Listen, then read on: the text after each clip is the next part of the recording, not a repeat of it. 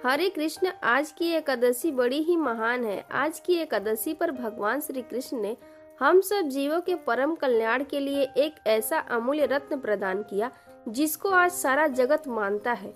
वह अमूल्य रत्न है श्रीमद् भगवत गीता। आज की एकादशी पर ही श्रीमद् भगवत गीता अमूल्य रत्न का भगवान के मुखारविंद से प्रकट हुआ था। इसीलिए आज हम सब जगह गीता जयंती महोत्सव मनाते हैं। आइए हम सब जानते हैं आज की एकादशी की महिमा।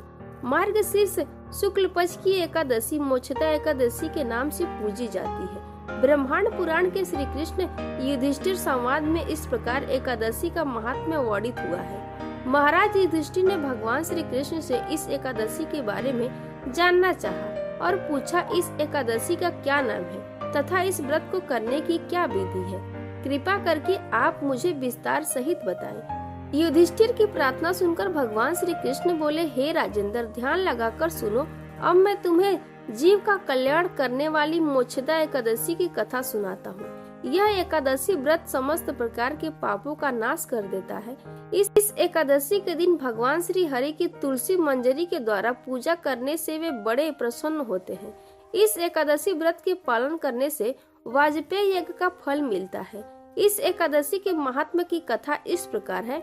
बैखानस नाम के एक राजा चंपक नगर में राज करते थे। वह धर्मात्मा होने के साथ साथ प्रजावत्सल भी थे। उनके राज्य में वेदज्ञ ब्राह्मण निवास करते थे। एक बार राजा ने सपने में देखा कि उनके पिता नरक में पड़े हैं तथा बहुत से रोगों से ग्रसित होकर परेशान और दुखी होकर फूट फूट कर रो रहे हैं। यह स्वप्न देखकर राजा बड़े विस्मित हुए और दुखी होकर उन्होंने वेदज्ञ ब्राह्मणों को जाकर अपने स्वप्न की बात कही तथा साथ ही कहा कि मुझे लगता है कि उनके पिता नरक से अपना उद्धार चाहते हैं। इस स्वप्न को राजा ने जब से देखा तब से राजा को कहीं भी चैन नहीं पड़ रहा था।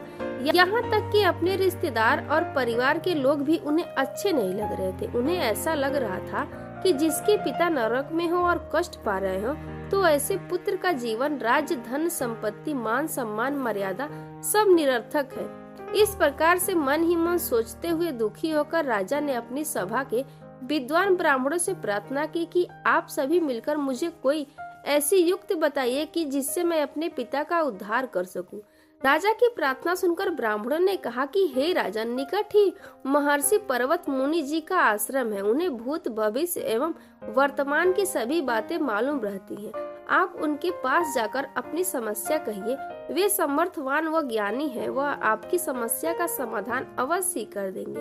तब महाराज बैखानस अपने परिजनों के साथ पर्वत मुनि के आश्रम में जा पहुँचे। राजा ने महर्षि जी को आदर सहित प्रणाम किया तो ऋषि ने राजा से उनके राज्य का कुशल क्षेम पूछा।